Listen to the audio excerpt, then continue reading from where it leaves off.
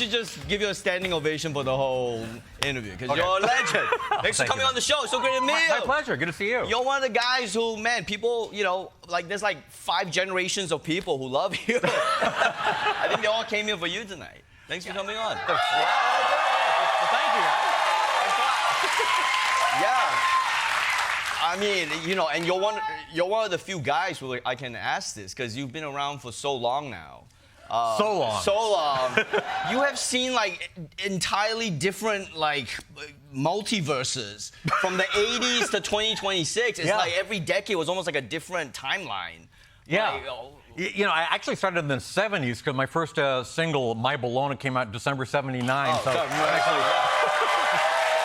So 6 decades, actually. Right. On what, 6 decades? Yeah. What format was that on? Well, originally I was recording in the bathroom, so, you know, my recording technique's gotten a little better over the years. Yeah. But yeah, so I mean, can you help us make sense of, can you give us any perspective on this? Like for 80s to 90s, to the 2000s to now, like? Well, for me, you know, I base a lot of my work on what pop culture is, and I talk about this a lot in interviews. But back in the 80s and 90s, there was more of a monoculture because, you know, if something was in hot rotation on MTV, everybody knew that song. Yeah. Top 40 radio was more of a thing where people were really focused on what the hits were, and now everybody's into their own like subgenres and their niche, you know, musical taste, which is great. It's nice to have music on demand, but it's a little bit harder to define who the superstars are, what the huge hits are. Right. So even you have found it difficult to parody what the hell is happening in 2026. It's a little bit difficult, yeah. So how do you approach it? I mean, have you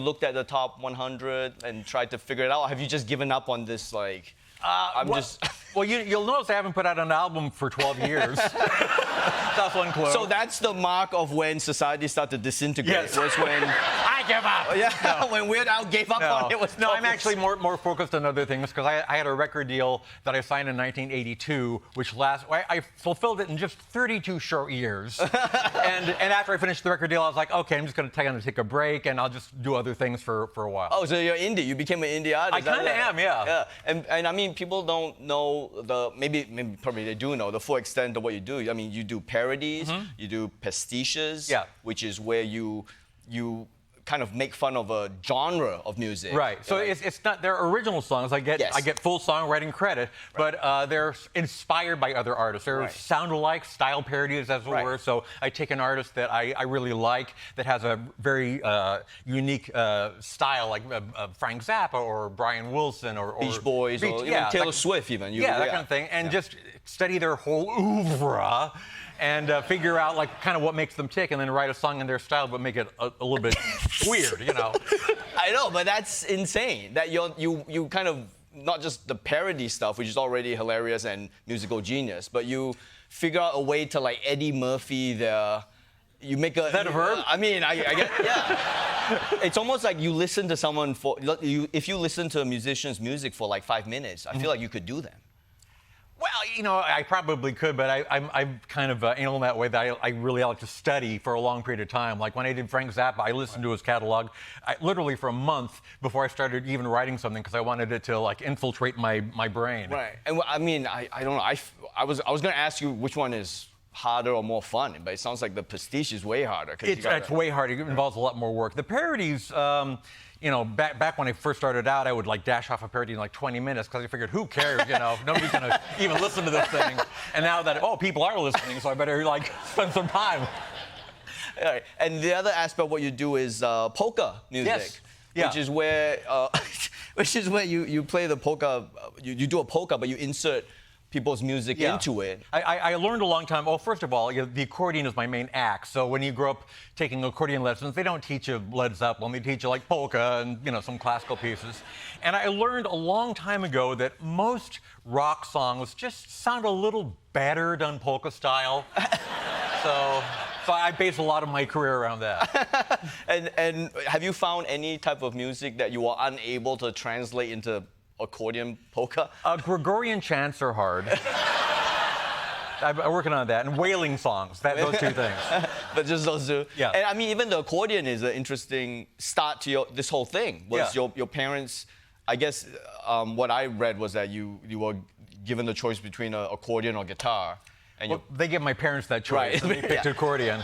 I think my and your mother, parents picked accordion. Yeah, my mother wanted me to be really popular in high school. That was sound logic. Right. Yeah. But it was true, right? They did pick accordion because they thought, absolutely. Right, that's not even a joke. They thought the accordion was cooler. They did. Well, they're big Lawrence Welk fans, and actually, the accordion was extremely popular. Like in the '50s, like Dick Contino was like a sex god, and he played the accordion. And you look at his album covers, and unironically, here's a guy with an accordion, and there's women draped on his arms and legs. And like, oh, I love your accordion. So I'm just trying to bring sexy back to the accordion. And so he'd be like shirtless with an accordion, and that was the thing. Yeah. And the '50s was weird. And why do you think why did that die? Where do we lose the appreciation? Well, I hate to diss Lawrence Welk, but it was 100% him. Right, but I think, from what I've read, that's kind of how you started on this, because you were given this accordion, which is a very specific sound. Yeah. And I guess you were trying to play the music of the time with it. Right. And that's how that's where all this started. Yeah, I couldn't get anybody to join my rock band when I was a kid. I just played along with the songs on the radio. I learned how to place things by ear, and it just kind of gravitated in that direction. Yeah, you just skipped over this whole thing. You're a freaking musical genius, man. You're a self-taught musician who freaking plays by ear. Yeah. You said it was that. Yeah, it's crazy. And speaking of musical genius, I mean, your live shows are spectacular. Oh, thank you. And I'm not like, when you go there, the musicians on stage are amazing. Like, where are you finding these guys? Well, I've had the core band since the early 80s. I met my drummer on September 14th, 1980. I met him on the Dr. D'Amato radio show because he was the guy that happened to be in this. Dr. D'Amato? Yeah. But I can't even remember the date I met my mom. Well, how did you remember that? Well, that's our anniversary, so I have to remember that. Right. But he happened to be in the studio, and I got this new song, Another One Rides the Bus. Does anybody want to bang on my accordion case for percussion? He said, I'm a drummer. And you got the job. And 46 years later, he still got the job.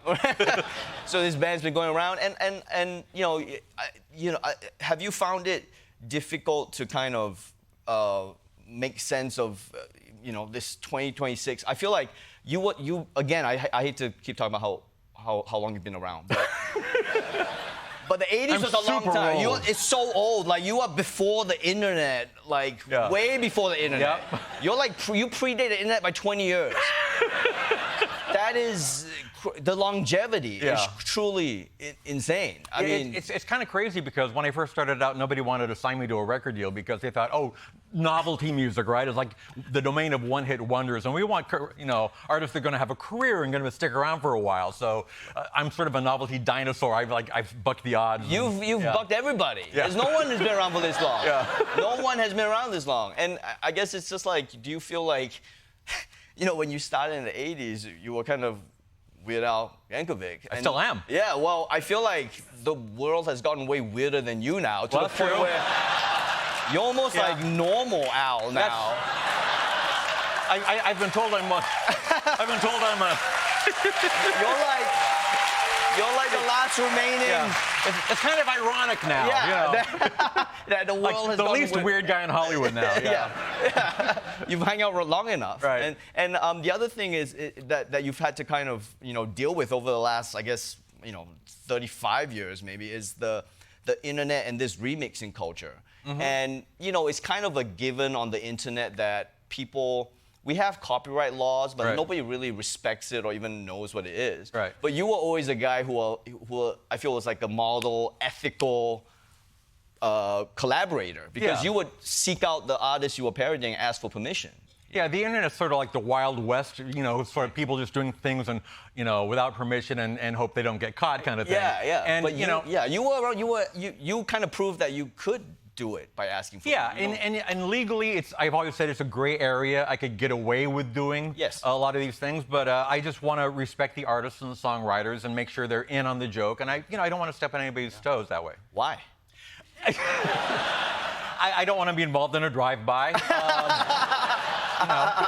Yeah, but so I mean, do you feel that that's a lesson the world needs to know, or are you like let the kids do what they want and it was the good old days of the '80s and we asked for permission before we made fun of your song and people are going to do what they're going to do. I think when sampling became more of a thing, like rappers getting permission for samples, then people like kind of understood more like what I did. Because when I started in the '80s and I was asking to borrow people's music, that was a whole alien concept. Like, you're going to do what? Right, What? right. But now it's sort of like, oh, it's sort of like you're sampling the whole song. I get it now, yeah. Well, not only that, I think now people want you to parody them because it's almost not it's harder to get like a Weird Al parody song is harder to get than a Grammy right now. It's like a true mark of, it's a real credit. People want the Yankovic bump. Yeah, yeah, they do. No, they do. And maybe you're too nice a guy to talk about this, but has anyone actually come up to you and been like, hey, can you, maybe like someone called Dua Lipa, maybe? Like, I don't want to mention any names, but every now and then, I don't know if there might be just being nice, but like parties, they'll say, oh, when are you going to do one of my songs? No, they're not being nice. They want it. Okay. They want it to pop. Yeah. And have you? I mean, without getting into specifics, has someone come up to you and you've been like, I just can't do it? Have you declined them to their face? I wouldn't. I always say, interesting. Let me think about that. So now we know that's him saying no. He's on the record with that. Yeah, and it's a real bump. And I feel like looking through your music, it's like this cultural archive of what was relevant at the time. Like when you look at your albums, it's almost this like... It's a pop culture capsule. So if you haven't listened to pop music in 3 years, like, just get the Weird Al record and you'll be all up to date. Yeah, you'll be up to date. And I mean, that's cool. That's really cool that you're the arbiter of it. But you're also like a nice arbiter. You're not... I mean, I guess what I'm getting at is like a lot of people now are a lot of old timers now. I'm looking at all these people in the crowd.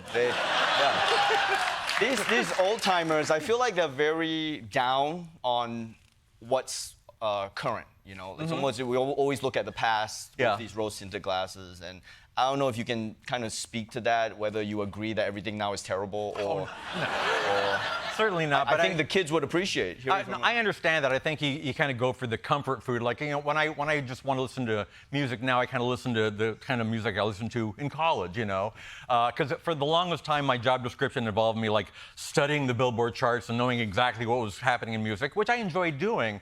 But now that that's less of what I'm about, I find myself gravitating towards, like, the stuff I listened to in high school, Right. And I guess you're saying that there's nothing wrong with that. Listen to what you want to listen to. I mean, it's music today is as good as it ever was. But you heard it. You heard it here. Without giving his stamp of approval. And I guess I also feel like because you're such a musical genius and you were the first guy to popularize remixing things, and you remix with such love and you make things better and you ask for permission, I was hoping that maybe you could just become the head of AI. Because people assume when they see my name, they go, who's Weird AI? It's already in the name. Yeah, might as well. I mean, if you could take over AI and just teach these computers how to... hard pass. I'll pass on that. Yeah, but... let me think about that.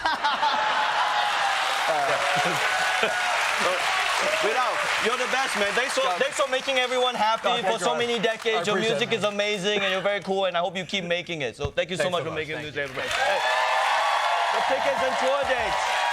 The bigger and weirder 2026 tour. Go to weirdal.com. Hey, it's Weird Al Yankovic.